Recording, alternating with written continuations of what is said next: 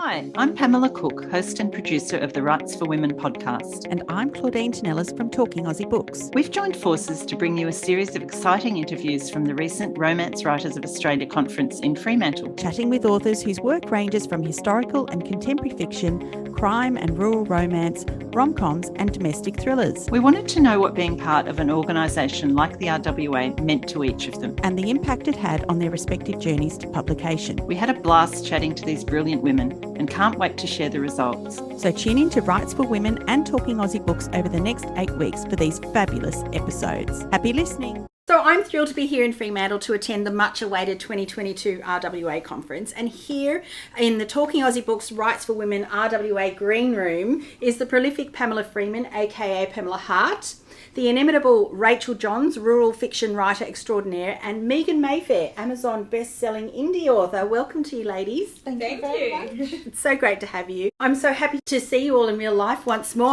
We were talking about this just before we started recording, but it has been a long time, hasn't it? It has been a very long time. Yeah, it's lovely to be able to see people you know in real life. It's funny, it doesn't feel that long though. Like when I see Feels people, forever to me. no, I've just been like straight away back into. Oh, sure. Claudine and I had dinner in Sydney in 2019. That's right. That's November.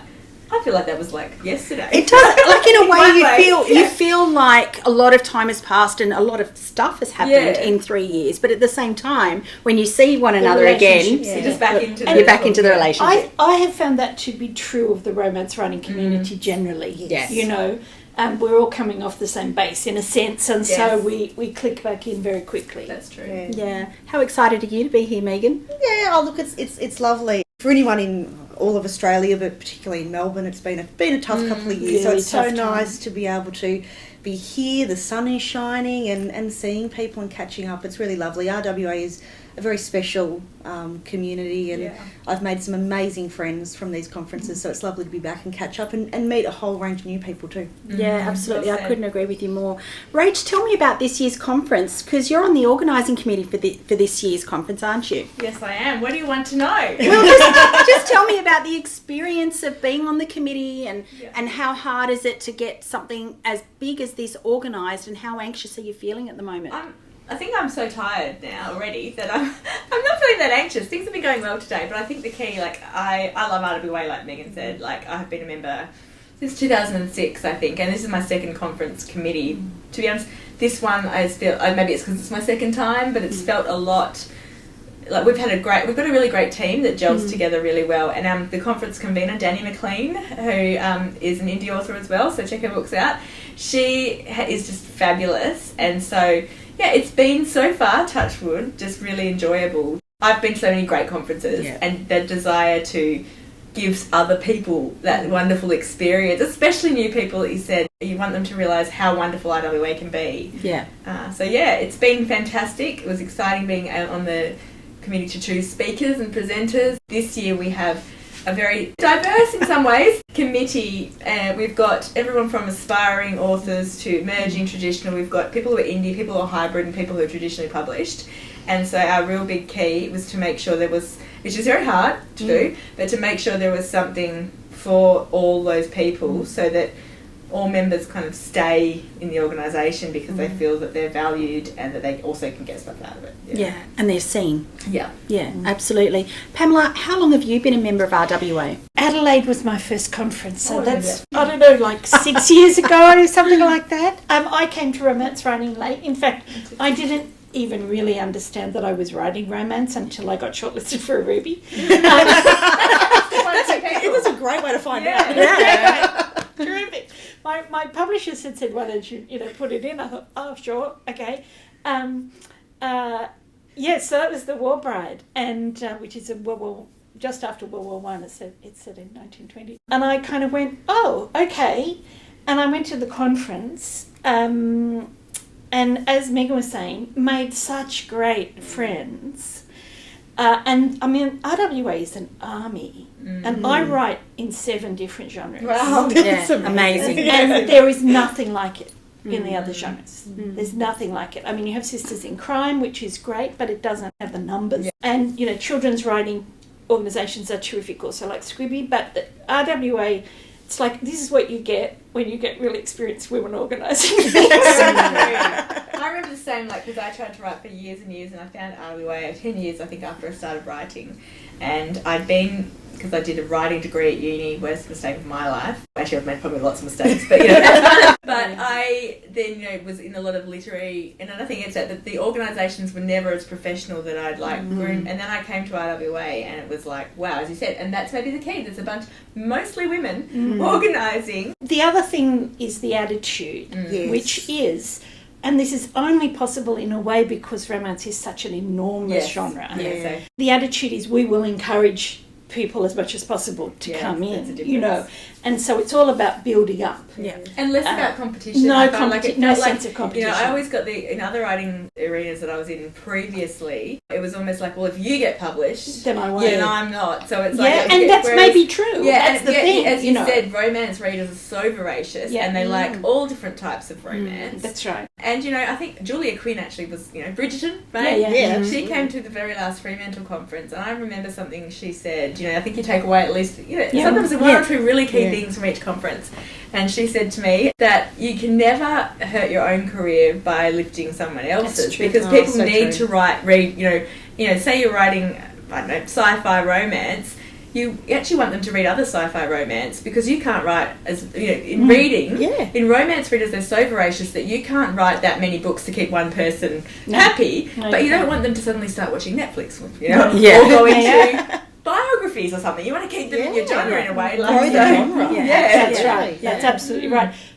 At the most basic level, you want your book to come into the people who bought this also bought. And also you can only hurt your career by doing like something yourself, either writing books that nobody likes, which is hard because I think everyone has, you know, some readers, or, you know, saying something damaging or doing, you know, being a horrible, you know, you're not going to ruin your career, or you're not going to get success because you've helped someone else. It's also interesting because I think that's what networking is really about. And I think certainly when I was in my 20s and people, you have to network, I thought, oh God, that sounds awful. You know, I mean, most writers are introverts, right?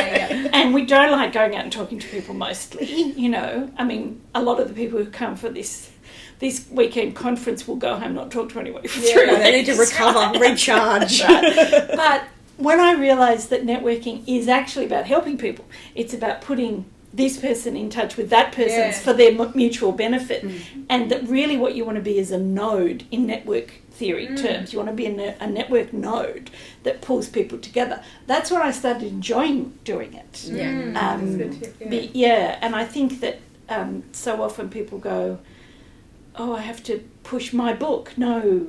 It's much better to push somebody else's. And that's uncomfortable for a lot of people, like, you know. For the person's being pushed at as well as the person pushing. But, you know, to say, I'll help this person instead of pushing my book, I think is a much better approach. Yeah. I absolutely love this organisation, and I love the fact that so many women basically come together to lift each other up in this time. So it's just wonderful. Now, Megan, you've had a very busy year. You've put out so many books this year. I can't keep up with how many books you've put out this year. Can you tell me or explain whether RWA has had an effect on your writing? Oh, definitely. One of the earliest pieces of advice I got from somebody in publishing was to join RWA. They said they have a fabulous conference. These women work hard and party hard, and I thought that sounds awesome. Where do I sign up for that? And it was a really big step for me, because at that point I was scribbling away at something. I had no idea what I was doing. I had no idea about a whole range of different aspects of craft. I needed some guidance. RWA gave me a lot of that guidance. The conference, the workshops, the people to be able to look at and watch their career, watch what they were doing. Also a really supportive group of friends. There was 4 women in particular who I met at my first conference in Brisbane. And we are great friends. We critique each other's work, we support each other, you can bounce questions. When you've got a plot problem, you can message each other. So giving me that network was really important, as well as those other tools, and also opening my eyes up to a lot about publishing. I didn't really know much about publishing. And I think I thought, well, you have to get an agent and then you get a deal, and that's the only way to do it. Where now we realise there's a whole range of ways to do it. Probably once upon a time that was pretty much the way, but now you'll be lucky that there's a million different options, and you don't ever have, like, one door might close, but that's you know, it's all about your mindset. And if you go, like, I know plenty of people who, you know, like had to change their names or change genres or something for various reasons. And you know, it's like you either give up or you keep going. And it's thriving. And often a closed door is actually a redirection. Yeah. And I think that the collaboration opportunities, I know so many, and I know absolutely Pamela's been involved in some anthologies that people. I mean, RWA run their own anthologies, which is part of a competition and a wonderful way for anyone to learn. I really like the fact that the established authors are excluded from some of those competitions. I think that's really good. Yeah, well, so RWA has both aspiring contests and established. Yeah. I think the little gems anyone can enter, because I do know, ever since I first, the Little Gems is a short story anthology. Ever since I first joined, I can't write short. To save my life. Right, that's what. We were listening to a workshop this morning, and Becca Syme was talking about New Year's resolutions, who makes them, whatever. I didn't think I did, but then I remember every year I've been saying, one day I'm going to enter the Little Gems contest. But I'm also now a bit embarrassed now, because what if I didn't get in? Like, we see that's the thing now. You're so well known, and then try your hand at something else, and they'll be like, "That's terrible." But, exactly. But you know, these novellas, I'm falling in love with novellas. Novellas. I love fun them. Novellas. Oh, they are so great. I've written like 6 in the last year and a half. Yeah, love it. It's not all romance, urban fantasy as well.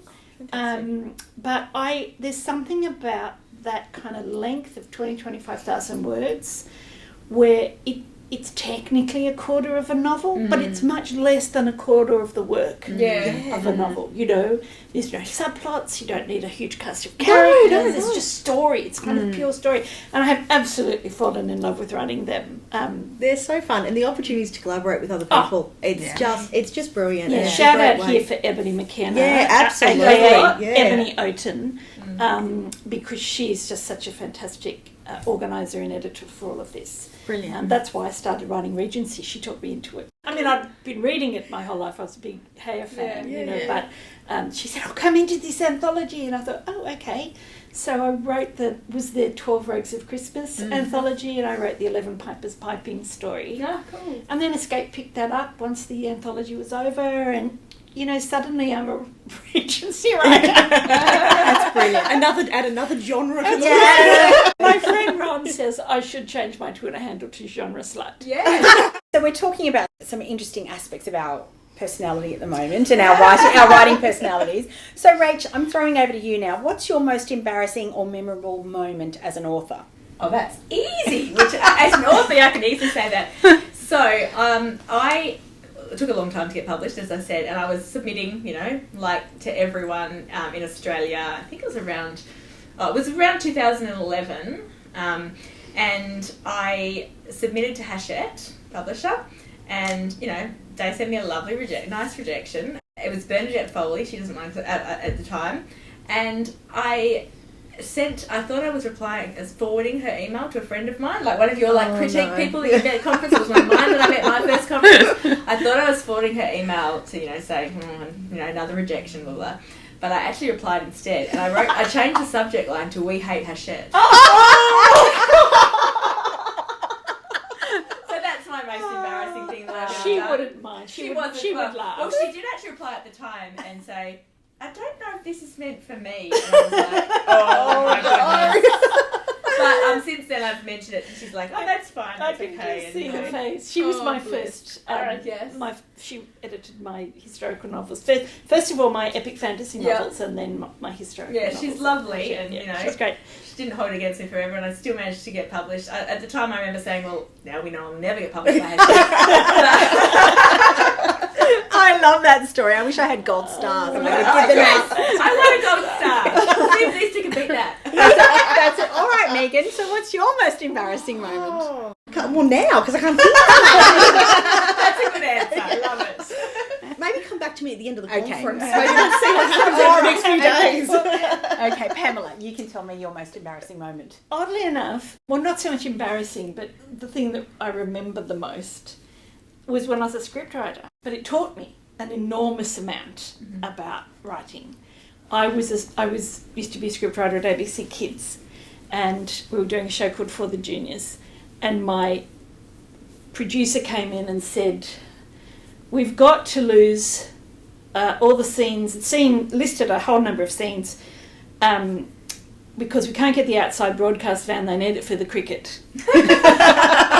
And I went, those are the scenes at the beach. And he went, yep, that's right, we can't get the outside broadcast van, they need it for the cricket. And I went, the episode's called At the Beach. And he looked at me like I was really slow, and went, I know, rewrite it. And I did rewrite it so that the kids couldn't go on holiday and they made a beach in their backyard. And it was fine. But it taught me about throwing ideas away. Mm. And it was actually a better script the second time around. Mm. With the kids, it was much more about the family and the interactions were stronger. And so what it taught me was about the freedom of throwing things out. And also how low the writer is on not when it comes to the cricket. When I came to be edited in as a fiction writer, the editors, Rosalind Price was my first editor at Allen and Unwin, and she was so lovely and gentle and have you considered and maybe yeah, sure, what do you want, because I was used to having like just being told. You weren't precious. I wasn't precious, and I think it stood me in good stead. Fantastic. I love that story. Okay, God stuff for you too. Megan doesn't have no. Okay, so we did talk a little bit about how fantastic RWA is in terms of supporting aspiring and emerging writers and the workshops and the presentations that are done. But perhaps for our listeners, each of you could give a tip in terms of how you develop your skills as a writer, because we can always improve, right? Mm-hmm. So, writing isn't something that we ever stop learning about. So, Rach, how do you continue to improve your writing? Well, the biggest one, I know it's cliche and I know it's what we all say, is reading. Yeah. Like, I read so much. Yeah. Probably I should read a little bit less lately. I should do more writing.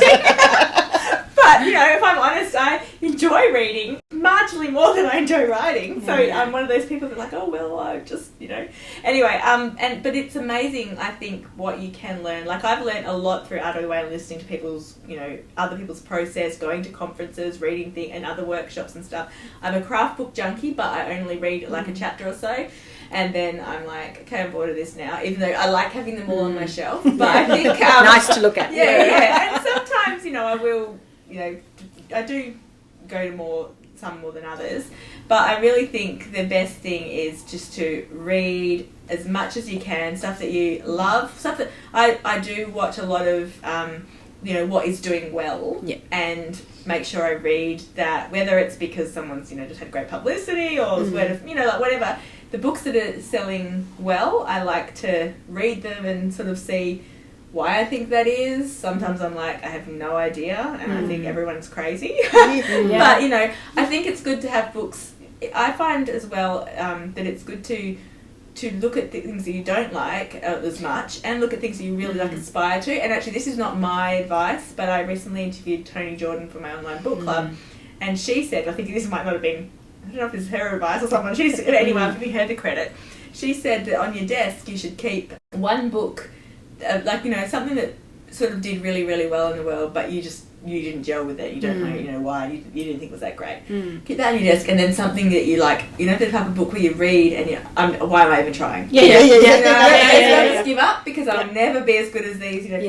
So she said, keep one of those books on your desk, and then one where you're like, what the? I don't know why that's been. And then remember that you're always somewhere kind of in between. But in short, I know it's cliched, but reading has taught me so much. Yeah, I agree with you. What about you, Megan? I think any opportunity for editing or critique, I use it as a learning opportunity. So any manuscript that I'm working on and I receive editing on, for me it's about looking at those edits and then thinking, okay, why did we need to edit that? Why did that need to be refined? What has been suggested? And then kind of taking that away for next time and looking at that and thinking, last time... And a lot of people think editing is kind of adversarial, and it's not. You're building your banking of, you learn different things with each manuscript, and so then you sort of hope. Although sometimes I think I'm getting worse, not better, but and I think that can be because that's the you have also you have so much more in your head. When you first start writing, it's like, oh, this is so fun, and I'm just enjoying myself, and then you get those critiques and edits and reviews and stuff, and so you've got this head noise, but it is useful at the same time. Absolutely, that's right. Yeah. Now, Pamela, you're also a writing teacher. I am, and that was actually what I was going to say in answer to that question. Yeah. designing courses for people Yeah. First of all, I do a lot of craft reading when I'm going to design a course about, say, structure or romance writing. We have one of those. This is the Australian Writers Centre. But I find that focusing in on characters or scenes or whatever, and I read very widely around in craft, and then distilling all of that, synthesising all of that information and my own experience, obviously, really highlights things for me. So one of the things that RWA has given me is a more of awareness of percentages in structure, and then writing a structure course, kind of figuring out why is that important, and putting that so I learn a lot, and from critiquing people, because you know something's wrong, and then you have to figure out why it's wrong. Because you've got to explain it to them. That's right. Very true. And with my students, they're often baby writers. I mean, particularly creative writing stage 1 is our baby course, and these are people who literally have never written anything out of they just want to. They're just thinking maybe, or the classic thing is, I used to love writing when I was at high school, but there's but I went to uni, I got married, I had a baby, I had to make a living, my mum got sick, whatever it is, there's always a but. And they're going in their 30s, their 40s, their 50s, in one case their 80s. Wow. My oldest student's 93. Oh, That is so good. That's so cute. Yeah, but they're saying, well, now if I don't do it now, Now or never. And That's beautiful. So you've got to explain things really simply, because they don't know anything. Most of them, like seriously, a lot of them have never heard of the term point of view. When you're explaining things at that level, you have to understand them really well. And that has taught me so much. That's brilliant. Thank you so much, everyone, for your tips in that regard. And we are running out of time, and I don't want to keep you for very long, but I wanted to give you each an opportunity to talk to listeners about your latest release, when we can find it and where people can find it. So we'll start with you, Pamela. Well, my latest is An A-List for Death, which is the second of the Poppy McGowan mysteries, and it is a romantic elements book rather than a straight romance, because it's a whodunit, it's a murder mystery, and you should be able to get it anywhere. I think you can get it here at conference. Available right now. Yeah. And the first one of that, if people don't know, was Digging Up Dirt. Digging Up Dirt. You can read A-List without having read Digging Up Dirt, but the romance won't be as much fun for you. So if you're interested in the romance side of things, then reading Digging Up Dirt first is a good idea. Brilliant. Rach? I don't know whether it's the last book or the one that's coming out next. I'll go what was coming out next, because it's a couple of months away and the last one was a year ago. The next book is called The Work Wives, and it's about two women who are as different as Schitt's Creek and Downton Abbey, but they work at the same office and they've become really good friends through that. One, Quinn, is addicted to dating apps, whereas Deb, a single mum, has sworn off men for life. And everything's great between them until one day a new guy turns up at the office, and he is a person who one of them had some good interactions with before and really, really likes, and the other one hoped they'd never see again. So that kind of was the drama about it all. Fantastic. And that's coming out in November. Yes. The cover's gorgeous. Oh, thank you. I'm very delighted by the cover. It took a long time to get there. I see people have January releases and February releases already got covers, but sometimes it's worth the wait. I love your covers, Megan. Oh, thank you. The illustrated covers are quite big at the moment. Yeah, they're very popular. Very popular. Yeah. So Megan, tell listeners about your Lemon Tree Bay Lemon mysteries. Tree Bay mysteries, yes. So romantic mysteries, cosy mysteries is always a body whodunit. And the third one, The Perils of Poison, came out recently. Title. Oh, thank you. It was very, very good fun to write. Yeah, they're all terrific. And so we're still in Lemon Bay. We're still in Lemon Tree Bay. We'll be there a little bit longer. We leave on a bit of a cliffhanger this time, which I know some people don't love, some people like, some people don't love. So I think you can get away with it in the third book. In the third book? But you don't want to do it in the first. I have to say that probably when I get to the end, I go, oh, that bitch. But then you one-click die or That's right, pre-order the next one. Yeah, you've got to have the next one ready. I love it. I've had so much fun chatting with you all today. Thank you so much for joining me. It's been lovely to talk. Yeah. Thank you. That's a wrap, folks. If you enjoyed this podcast episode, please drop me a line via my webpage at claudinetinellis.com, via Instagram, Facebook or Twitter. Alternatively, consider leaving a review on Apple Podcasts, Spotify or Google Podcasts. Until next time, happy reading.